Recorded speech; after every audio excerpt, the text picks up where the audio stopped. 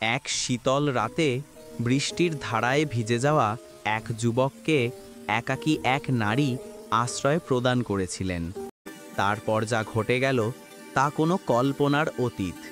এমনকি সেই নারী নিজেও বুঝতে পারেননি যে এক মুহূর্তের করুণা তার জীবনের সবচেয়ে গুরুত্বপূর্ণ সিদ্ধান্তে রূপান্তরিত হবে। সেই রাত ছিল অন্ধকারময় এবং ঠান্ডা, যেখানে এক কাঁপতে থাকা যুবক, এক নির্জন নারী এবং একটি দরজা যা হৃদয়ের গভীর থেকে উন্মুক্ত হয়ে গিয়েছিল।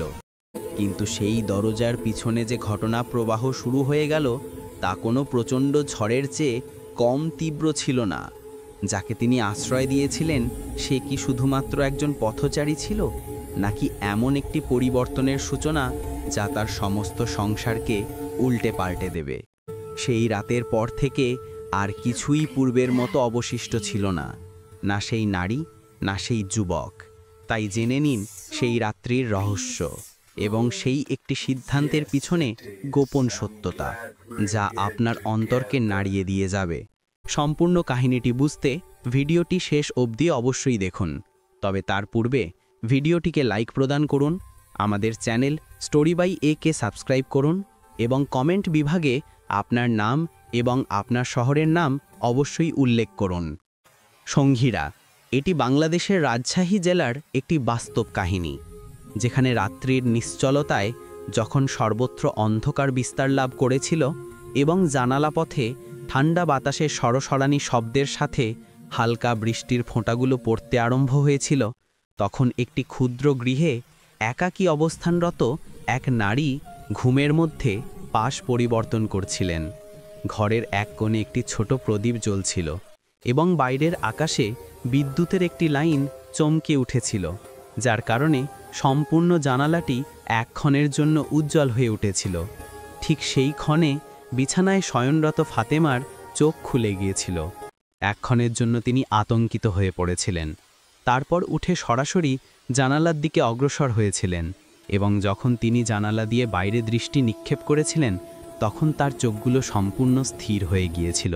ঝমঝম করে পড়া বৃষ্টির মধ্যে গৃহের দরজার নিকটে এক যুবক ভিজে গিয়ে কাঁপতে কাঁপতে উপবিষ্ট ছিল। তার দেহের সাথে ৮-৬০ ক্ষণ থাকা একটি পুরাতন কম্বল জড়ানো ছিল এবং তার চোখে কোনো আতঙ্ক ছিল না, শুধুমাত্র ঠান্ডার সাথে যুদ্ধরত একটি নীরবতা উপস্থিত ছিল। ফাতিমা কিছু সময় তার দিকে দৃষ্টি নিবদ্ধ করেছিলেন এবং তারপর অধিক চিন্তা না করে দরজা উন্মুক্ত করে দিয়েছিলেন। তুমি কে? ফাতিমা নিম্নস্বরে জিজ্ঞাসা করেছিলেন। সেই যুবক আহমেদ মাথা নত করে বলেছিল, ক্ষমা করুন, আমি পথে ছিলাম, মোটরসাইকেলের টায়ার ফেটে গেছে এবং এখন এত রাতে কোনো সহায়তা পাইনি, শুধুমাত্র একটি রাত কাটাতে হবে। ইচ্ছে করলে বাইরের বারান্দায় শয়ন করব, শুধুমাত্র কিছু কাঠ অথবা কম্বল প্রদান করুন। ফাতিমা কিছু সময় নীরব ছিলেন। তার অন্তরের ভয় এক ক্ষণের জন্য উদিত হয়েছিল, কিন্তু আহমেদের কাঁপতে থাকা অবস্থা দেখে তার মনে ভয়ের স্থানে দয়া উদয় হয়েছিল। তিনি বলেছিলেন, ঠিক আছে, কিন্তু অভ্যন্তরে প্রবেশ করবে না, আমি কাঠ এবং কম্বল প্রদান করছি। আহমেদ মাথা নাগিয়েছিল। তার চোখে প্রথমবারের মতো কিছু স্বস্তি প্রকাশ পেয়েছিল। ফাতিমা অভ্যন্তরে প্রবেশ করেছিলেন এবং কিছু সময় পরে একগুচ্ছ কাঠ এবং একটি পুরাতন কম্বল নিয়ে ফিরে এসেছিলেন। তিনি সবকিছু দরজার নিকটে রেখে দিয়েছিলেন এবং কিছু না উচ্চারণ করে দরজা বন্ধ করে দিয়েছিলেন। আহমেদ কাঠ জ্বালিয়েছিল, কিন্তু ঠান্ডা বাতাসে তা অধিক সময় কার্যকর হয়নি এবং তার উপরে সেই কম্বলটিও ততক্ষণে বৃষ্টিতে ভিজে গিয়েছিল। রাত তখন প্রায় 10:30 হয়ে গিয়েছিল। বিদ্যুৎ পুনরায় গর্জন করে উঠেছিল এবং ফাতিমার ঘুম পুনরায় ভেঙে গিয়েছিল। তার মনে তাৎক্ষণিকভাবে আহমেদের স্মরণ এসেছিল। তিনি চিন্তা করেছিলেন, এত বৃষ্টিতে তিনি বাইরে কিভাবে উপবিষ্ট থাকবেন। তিনি সাহস সঞ্চয় করে পুনরায় দরজা উন্মুক্ত করেছিলেন এবং যে দৃশ্য তার সামনে উদ্ভাসিত হয়েছিল তা যে কোনো ব্যক্তির হৃদয়কে বিচলিত করতে পারে। আহমেদ এক কোণে সংকুচিত হয়ে উপবিষ্ট ছিল। সম্পূর্ণ দেহ ভিজে গিয়েছিল, দাঁত কটকট করছিল এবং মুখ নীলবর্ণ ধারণ করেছিল। ফাতিমার হৃদয় পূর্ণ হয়ে উঠেছিল। তিনি আর বিলম্ব না করে বলেছিলেন, অভ্যন্তরে প্রবেশ করো, অন্যথায় রোগগ্রস্ত হয়ে পড়বে। আহমেদ কয়েক সেকেন্ড চিন্তা করেছিল, তারপর ধীরগতিতে উঠে কাঁপতে কাঁপতে অভ্যন্তরে প্রবেশ করেছিল। ফাতিমা তাকে একটি পুরাতন শুষ্ক বস্ত্র এবং সোয়েটার প্রদান করেছিলেন। এগুলো আমার স্বামীর ছিল, এখন তিনি এখানে উপস্থিত নেই, এগুলো পরিবর্তন করো, অন্যথায় ঠান্ডা লেগে যাবে। আহমেদ বস্ত্র পরিবর্তন করে বাইরে এসেছিল। তখন ফাতিমা একটি খাটের দিকে ইঙ্গিত করে বলেছিলেন, সেখানে শয়ন করো এবং প্রভাত হলেই প্রস্থান করো। আহমেদ সেই খাটের দিকে দৃষ্টি নিক্ষেপ করেছিল। সেই খাটে কিছু সময় পূর্বে ফাতিমা বিশ্রাম গ্রহণ করছিলেন। আহমেদ বলেছিল, না না, আপনি এতে শয়ন করুন, আমি অন্য কোনো কোণে উপবিষ্ট থাকব। কিন্তু ফাতিমা স্পষ্টভাবেই বলেছিলেন, গৃহে আর কোনো বিছানা নেই এবং ঠান্ডায় উপবিষ্ট থাকার অর্থ হল রোগ। এই খাটে শয়ন করো, আমি চেয়ারে উপবিষ্ট থাকব। আহমেদ আর কিছু উচ্চারণ করেনি। তিনি নীরবে খাটে শয়ন করেছিল এবং প্রথমবারের মতো তার ওষ্ঠে একটি হালকা হাসি উদিত হয়েছিল। ফাতিমা অভ্যন্তরে প্রবেশ করেছিলেন এবং 2টি কাপ চা প্রস্তুত করে নিয়ে এসেছিলেন। আহমেদ বিস্মিত হয়ে গিয়েছিল। আপনি নিজেই উচ্চারণ করেছিলেন যে ভয় অনুভব করেন, তবু আমার জন্য এত কিছু করছেন? ফাতিমার চোখে কিছু আর্দ্রতা ছিল। কখনো কখনো একাকী থাকলে ভয় হ্রাস পায়, মানুষের যন্ত্রণা অধিক গুরুত্বপূর্ণ মনে হয়। চায়ের উষ্ণতা এবং মানবীয় সংযোগের আরম্ভ এখান থেকেই ঘটেছিল। চায়ের প্রত্যেক চুমুকে যেন শীতল রাত্রিটি কিছু নরম হয়ে উঠেছিল এবং ফাতিমা ও আহমেদের মধ্যে কিছু অনুচ্চারিত শব্দ গলে যাচ্ছিল। ফাতিমা ধীর গতিতে জিজ্ঞাসা করেছিলেন, এত রাত্রে তুমি কোথায় অগ্রসর হচ্ছিলে? আহমেদ নীরবে একটি দীর্ঘ শ্বাস গ্রহণ করে বলেছিল, বোনের গৃহ থেকে মোটরসাইকেল নিয়ে প্রত্যাবর্তন করছিলাম। ভগ্নিপতি উচ্চারণ করেছিলেন, মোটরসাইকেল স্থির থাকলে নষ্ট হয়ে যাবে, তাই নিয়ে এসেছি। পথে টায়ার ফেটে গেল এবং আমার নিকট অর্থও সমাপ্ত হয়ে গিয়েছিল। ফাতিমা তার কথা মনোযোগ সহকারে শ্রবণ করেছিলেন এবং বলেছিলেন, তোমার পিতামাতা কোথায় অবস্থান করেন? আহমেদের চোখ কিছু ভারাক্রান্ত হয়ে উঠেছিল। বাংলাদেশের একটি গ্রামে জঙ্গলে ভেষজ বিক্রয় করে জীবিকা নির্বাহ করেন। আমিও তাই করতাম, কিন্তু শিক্ষা সমাপ্তির পর কিছু ভিন্ন করতে ইচ্ছুক। ফাতিমা হাস্য করেছিলেন। স্বপ্ন দেখা উত্তম বিষয়। আহমেদ তার চোখের দিকে দৃষ্টি নিক্ষেপ করে জিজ্ঞাসা করেছিল, এবং আপনি এই গৃহে একাকী কেন? ফাতিমার মুখ কিছু সময়ের জন্য কঠিন হয়ে গিয়েছিল। তারপর চোখ নত করে বলেছিলেন, এই গৃহ এককালে আমার দাদির ছিল, এখন শুধুমাত্র আমার স্মৃতির। বিবাহ হয়েছিল আমার, কিন্তু যার সাথে বিবাহ হয়েছিল তিনি কয়েক বছর পর আমাকে পরিত্যাগ করেছিলেন, অন্য কারো সাথে চলে গিয়েছিলেন। আহমেদ নীরব হয়ে গিয়েছিল। কিছু সময়ের নীরবতার পর ফাতিমা বলেছিলেন, এখন একটি বিদ্যালয়ের শিক্ষাদান করি। শিশুদের নিষ্পাপতা আমাকে জীবনের সাথে যুক্ত রাখে। তার কণ্ঠের দৃঢ়তা ছিল, কিন্তু একটি একাকিত্বও ছিল, যা প্রত্যেক শব্দের পিছনে গোপন ছিল। আহমেদ বলেছিল, আপনি অত্যন্ত সাহসিক। ফাতিমা হালকা হাস্য করে বলেছিলেন, সাহস তখনই গ্রহণ করতে হয় যখন অন্য কোনো পথ অবশিষ্ট থাকে না। রাত্রির শীতলতা এবং অন্তরের কথাগুলো দুটোই একই প্রভাব সৃষ্টি করছিল। খাটের এক কোণে উপবিষ্ট আহমেদ ধীরে উচ্চারণ করেছিল, যদি আপনার শীতল লাগে তাহলে আপনি ইচ্ছে করলে এই বিছানায় উপবিষ্ট হতে পারেন, আমি দূরে একপাশে অবস্থান করব। ফাতিমা প্রথমে কিছু উচ্চারণ করেননি, কিন্তু তার অঙ্গুলিগুলো কম্পিত ছিল। কিছু সময় পর তিনি বলেছিলেন, ঠিক আছে, কিন্তু শুধুমাত্র বরফের মতো শীতল থেকে রক্ষা পাওয়ার জন্য। দুজনে এক এক কোণে উপবিষ্ট হয়ে গিয়েছিল এবং তারপর যে কথোপকথন আরম্ভ হয়েছিল তা অব্যাহত ছিল। আহমেদ তাকে তার মাতার কথা বর্ণনা করেছিল, পিতার সংগ্রাম, বোনের বিবাহ এবং কিভাবে তার নিকট শুধুমাত্র 50 টাকা অবশিষ্ট ছিল, যা তিনি পেট্রোলে ব্যয় করেছিল। ফাতিমাও বর্ণনা করেছিলেন কিভাবে তিনি একাকী থাকতে থাকতে তার অন্তরের জগৎকে সংরক্ষিত রেখেছেন, কিভাবে কিছু সম্পর্কের অভাব এখন অভ্যাসে পরিণত হয়েছে। সেই রাত্রে 2 অপরিচিত ব্যক্তি একে অপরকে কিছুই প্রদান করেনি, কিন্তু একে অপরের নিকট সবকিছু উচ্চারণ করেছিল। প্রভাতের প্রথম রশ্মি জানালায় এসে স্পর্শ করেছিল, তখন ফাতিমা উঠে অভ্যন্তরে গিয়েছিলেন এবং আহমেদের জন্য পুনরায় উষ্ণ চা নিয়ে এসেছিলেন। আহমেদ চা গ্রহণ করতে করতে বলেছিল, এখন আমার প্রস্থান করা উচিত। কেউ দর্শন করলে আপনার জন্য ভুল বোঝাবুঝির সৃষ্টি হবে। ফাতিমা হাস্য করে বলেছিলেন, এখন এত প্রভাতে কথায় অগ্রসর হবে, টায়ার মেরামতের দোকানও তো উন্মুক্ত হয়নি। আহমেদ আর কিছু সময় সেখানে অবস্থান করেছিল। কথোপকথন করতে করতে যেন সময়ের অনুভূতিই লুপ্ত হয়ে গিয়েছিল। তারপর যখন দিন কিছু উন্নত হয়েছিল এবং দোকানগুলি উন্মুক্ত হতে আরম্ভ করেছিল, তখন আহমেদ উঠে দরজার দিকে অগ্রসর হয়েছিল। কিন্তু এক্ষণের জন্য স্থির হয়ে গিয়ে ফাতিমার দিকে ফিরে দৃষ্টি নিক্ষেপ করেছিল। আপনি আমার আরেকটি সহায়তা করতে পারেন, আহমেদ বলেছিল। ফাতিমা বিস্মিত হয়ে বলেছিলেন, উচ্চারণ করো। 50 টাকা প্রয়োজন, টায়ার মেরামতের জন্য, প্রত্যাবর্তন করে প্রদান করব। ফাতিমা কিছু না উচ্চারণ করে হাস্য করে অভ্যন্তর থেকে 50 টাকা নিয়ে তার হাতে প্রদান করেছিলেন। এটাও জিজ্ঞাসা করার বিষয় ছিল। তার কণ্ঠ অত্যন্ত মৃদু ছিল। আহমেদ কৃতজ্ঞতার সাথে তার দিকে দৃষ্টি নিক্ষেপ করেছিল এবং বলেছিল, আমি অবশ্যই প্রত্যাবর্তন করব। অর্থ প্রত্যাবর্তনের জন্য নয়, কিছুক্ষণ চুরি করার জন্য। ফাতিমা শুধুমাত্র হাস্য করেছিলেন, কিন্তু তার চোখের দুটি অনেক কিছু প্রকাশ করেছিল। প্রায় 2-3 দিন পর যখন আহমেদ তার গ্রামে প্রত্যাবর্তন করেছিল, তখন গৃহে সকলে তার চিন্তায় মগ্ন ছিল। মাতার চোখ দরজায় নিবদ্ধ ছিল এবং পিতার নীরবতায় প্রশ্ন গোপন ছিল। আহমেদ ধীরে ধীরে সবকিছু বর্ণনা করেছিল, মোটরসাইকেল, বৃষ্টি, রাত্রি এবং সেই অপরিচিত নারীর গৃহের কাহিনী। তার মাতা গভীর শ্বাস গ্রহণ করে শুধুমাত্র বলেছিলেন, পুত্র, পৃথিবীতে সকলে দুষ্ট নয়, কিন্তু সকলের উপর চোখ বন্ধ করে বিশ্বাসও করা যায় না। বুদ্ধিমত্তা রক্ষা করো।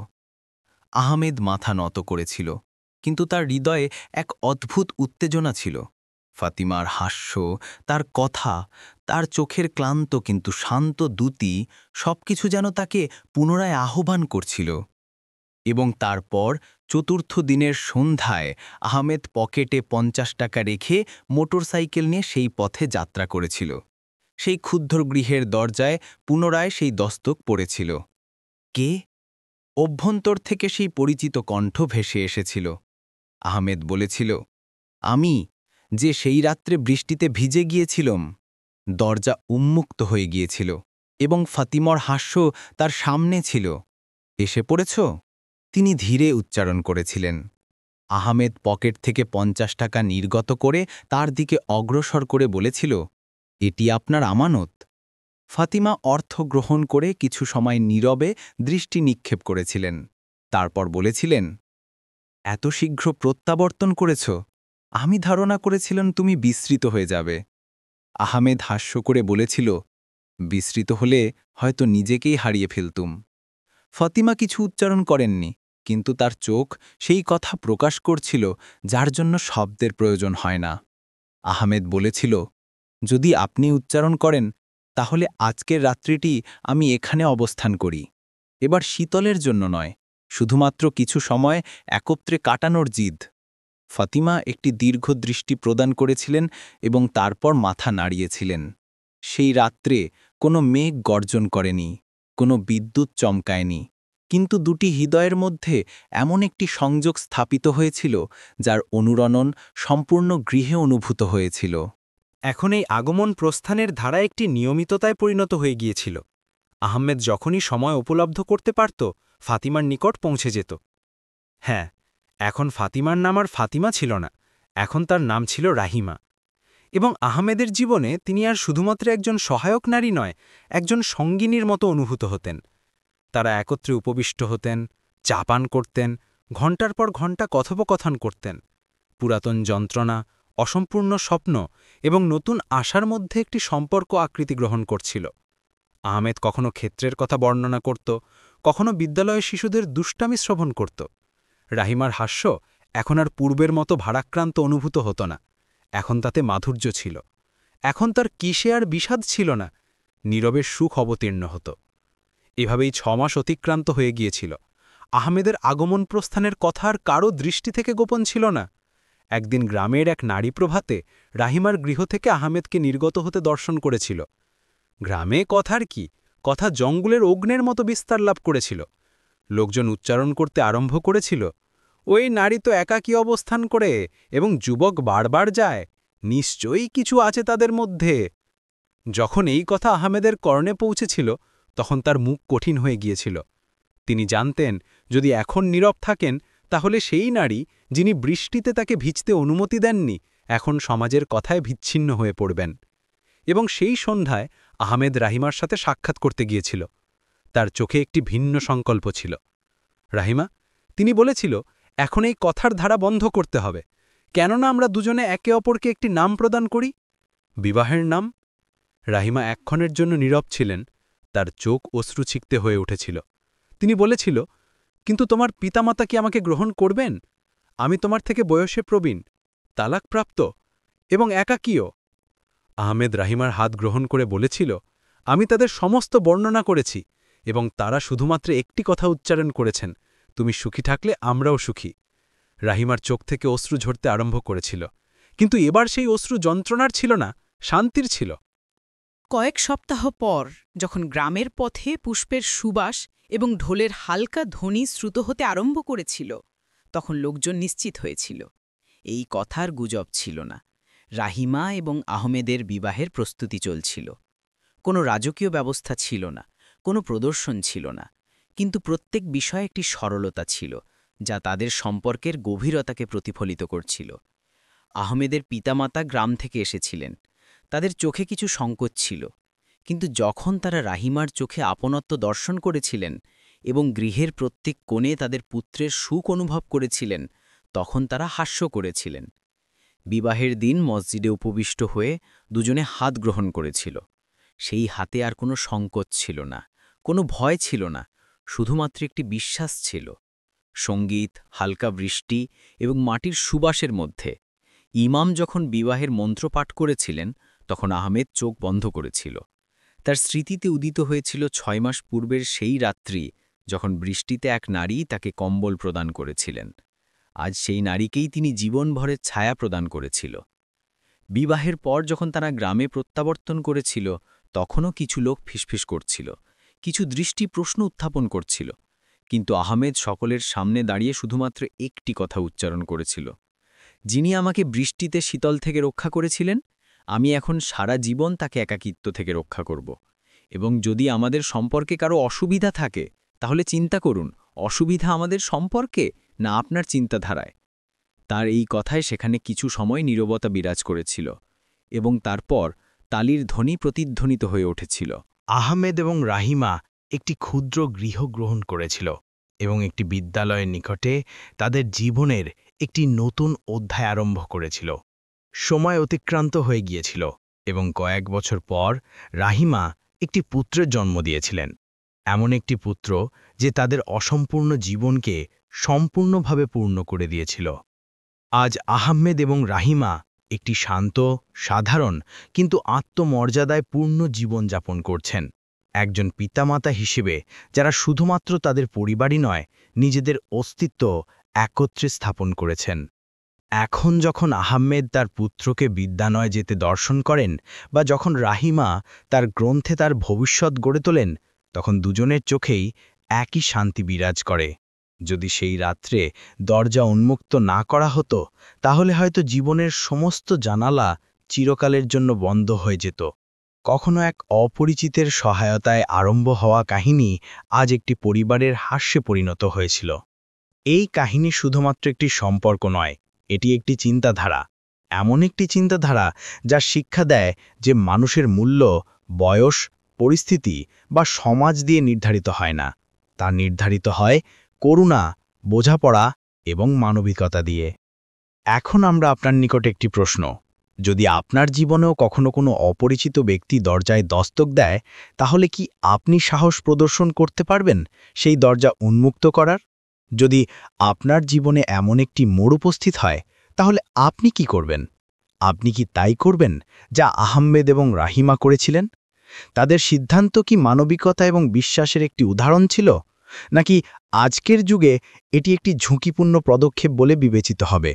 আপনার মতামত নিচে কমেন্টে অবশ্যই লিখুন, এবং যদি এই কাহিনীটি আপনার হৃদয়ে স্পর্শ করেছে, তাহলে ভিডিওটি লাইক করুন, শেয়ার করুন এবং আমাদের চ্যানেল স্টোরি বাই একে সাবস্ক্রাইব করতে বিস্মৃত হবেন না, যাতে আমরা আপনাদের জন্য এমনই বাস্তব, শিক্ষামূলক এবং হৃদয়স্পর্শী কাহিনী নিয়ে আসতে থাকি। পরবর্তী ভিডিওতে নতুন কাহিনী নিয়ে পুনরায় সাক্ষাৎ হবে। জয় হিন্দ।